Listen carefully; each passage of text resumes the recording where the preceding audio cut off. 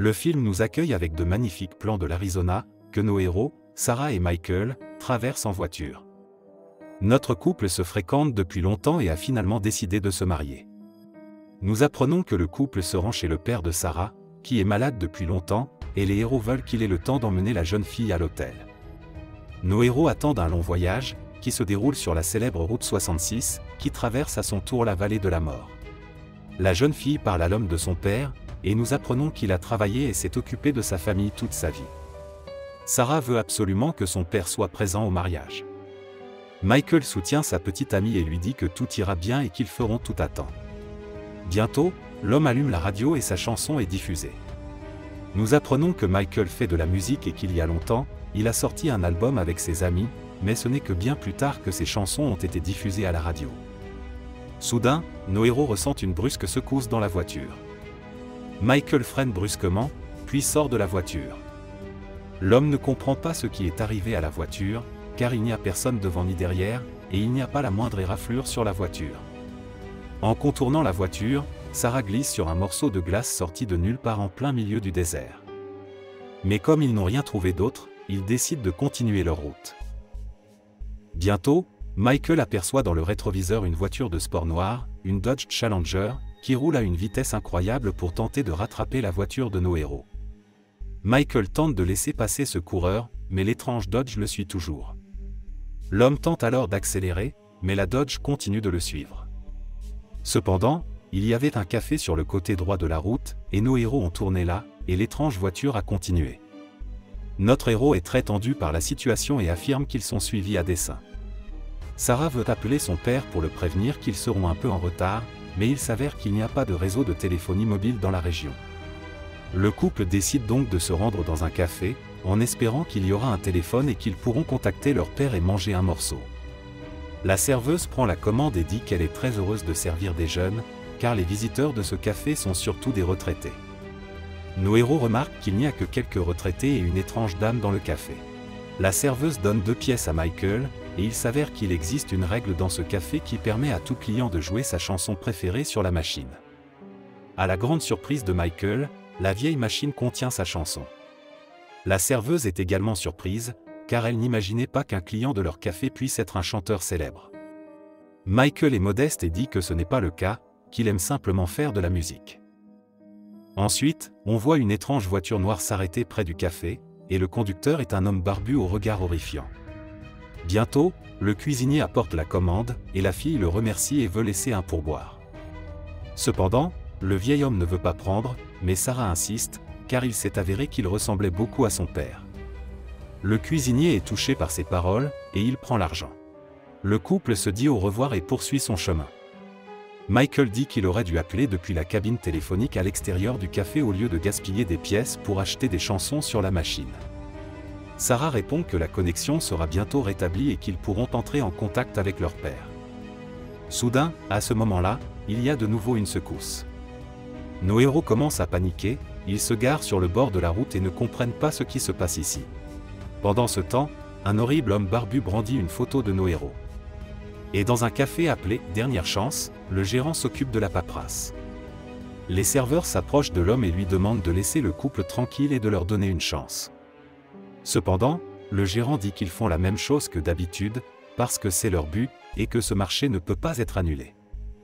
À ce moment-là, sur l'autoroute, nos héros réfléchissent. Ils se rendent compte qu'il y a manifestement un problème et que quelqu'un est impliqué, car la voiture a de nouveau été heurtée par quelque chose, mais tout est intact. Les héros remarquent qu'ils se trouvent au même endroit que le premier impact, alors qu'ils roulent depuis environ 1 heure et qu'ils auraient dû s'éloigner de cet endroit.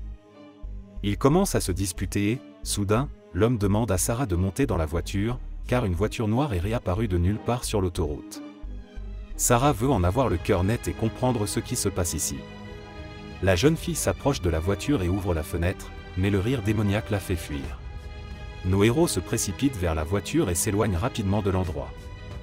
Sarah roule à vive allure, mais l'horrible voiture noire continue de les poursuivre. Soudain, l'essence commence à manquer et la Dodge Challenger se rapproche de plus en plus. Mais le café réapparaît, et nos héros s'y rendent à nouveau, tandis que la voiture noire poursuit sa route.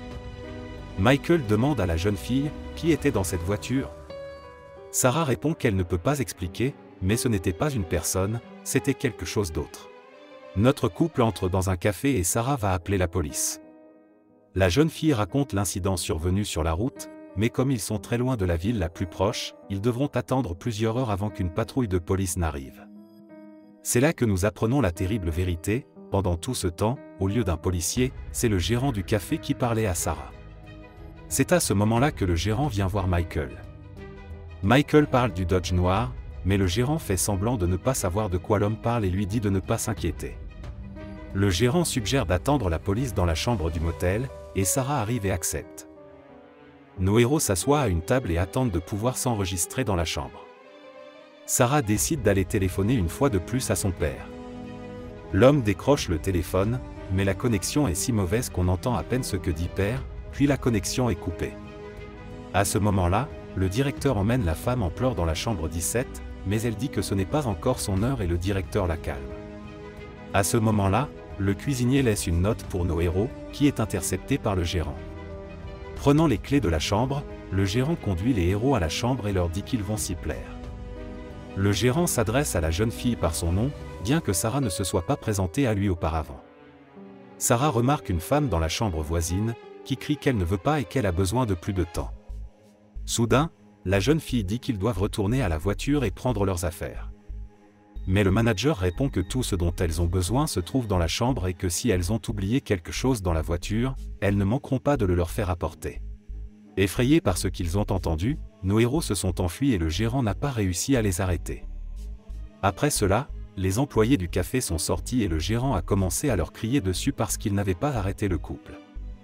Michael et Sarah se rendent compte que cet endroit et cet homme horrible ne font qu'un et qu'ils sont tous liés. À ce moment-là, Sarah se retourne et voit le même homme horrible.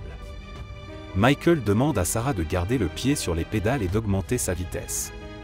À ce moment-là, dans le café, le cuisinier dit au gérant qu'il est troublé par sa conscience et qu'il devrait aider ces personnes. Mais le gérant répond qu'il n'a pas le pouvoir d'influencer la situation. Le cuisinier appelle alors la jeune fille et lui demande de ne pas revenir au café. À ce moment-là, il y a une secousse, et nos héros décident de ne pas s'arrêter et de continuer leur chemin.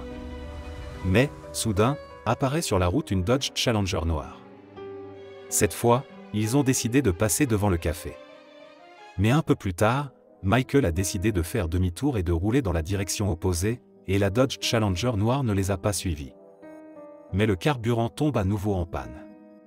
À ce moment-là, le cuisinier est au téléphone et demande à revoir le dossier de Sarah et Michael. Sarah prend le volant de la voiture et, après avoir roulé un peu, arrête la voiture et écoute l'idée de l'homme. Michael dit que s'ils sont dans ce qu'on appelle une boucle temporelle et que la route les mène au même endroit, ils doivent sortir de la voiture et prendre une direction complètement différente. La jeune fille est d'accord avec l'homme et ils marchent le long du désert. Le terrain change, ce qui signifie qu'ils sont sur la bonne voie. Mais soudain, le couple remarque une voiture renversée sur la route. Les héros se rendent compte qu'il s'agit de leur voiture, et à l'intérieur ils peuvent voir des traces de sang. L'homme commence à paniquer et répète qu'ils sont condamnés et qu'ils ne pourront pas se sauver. Sarah demande à Michael de se calmer, mais au même moment, cet horrible homme en manteau noir apparaît et s'approche du couple en faisant des bruits inhumains. Michael tente de protéger Sarah, mais l'homme le frappe avec ses ongles au niveau de la poitrine. Nos héros retournent en courant dans le désert, et l'homme monte dans sa voiture et s'en va. Michael et Sarah retournent à leur voiture et, sur les restes d'essence, tentent de s'enfuir. L'état de Michael ne cesse de s'aggraver et une Dodge Challenger noire les prend à nouveau en filature. Après avoir fait quelques tours devant le café, ils décident de quitter la route et de se cacher dans le café. Ils entrent dans le café, où la jeune fille laisse Michael et va voir le gérant. La fille dit que la Dodge Challenger noire n'est jamais entrée dans l'enceinte du café et qu'elle passe toujours devant. Le gérant répond que ce n'est plus la peine et qu'il va bientôt s'occuper d'eux. Sarah demande à l'homme de lui expliquer ce qui se passe ici. Le gérant explique à la jeune fille qu'il s'agit d'une zone de transit, qu'il n'y a aucun moyen de partir d'ici et qu'ils ne font que retarder l'heure de leur fin. C'est un endroit, quelque chose entre deux dimensions. Le manager dit à la jeune fille qu'elle et Michael ont eu un accident de voiture et que pendant tout ce temps, ils se sont désespérément battus pour survivre, parce qu'en fait, elle est en train de se vider de son sang sur la route. La jeune fille a des visions de ce qui lui arrive dans la réalité. Nous apprenons que le manager et tous les employés du café essaient d'aider les personnes qui s'adressent à eux afin qu'elles puissent prendre leur retraite en toute tranquillité. Les gens peuvent y dîner, écouter leurs chansons préférées et se détendre. Et un horrible homme vêtu d'un manteau noir, qu'on appelle le passeur, fait passer les gens de l'autre côté de la réalité. Le but principal de cet homme est de les aider à passer d'un monde à l'autre, et il n'est pas un être vivant. Sarah est désespérée et dit qu'elle et Michael avaient beaucoup de projets pour leur vie, mais que si leur heure est venue, ils sont prêts à l'accepter. Après ces paroles, le manager décide d'aider nos héros et dit que la jeune fille a une chance. L'homme touche le ventre de Sarah et lui dit qu'elle a une raison de vivre et qu'elle va avoir un enfant. La jeune fille est choquée, car elle ne savait pas qu'elle était enceinte. Le cuisinier prend leurs clés de voiture et leur dit de ne pas s'inquiéter, et Sarah l'appelle papa. Ensuite, le manager se dirige vers une cabine téléphonique et reçoit un appel. L'homme apprend qu'ils ont examiné le dossier et qu'il y a eu une erreur. Le manager les remercie, car nos héros ont eu droit à une dernière chance. Le cuisinier conduit alors la voiture de nos héros sur la route, et se heurte au ferryman. Sarah embrasse Michael pour la dernière fois. Dans les derniers plans du film, on voit Sarah reprendre conscience. C'est la fin du film. Merci à tous d'avoir regardé ce film jusqu'au bout. Donnez un like à cette vidéo. Écrivez dans les commentaires ce que vous pensez de ce film, et rendez-vous dans de nouvelles vidéos.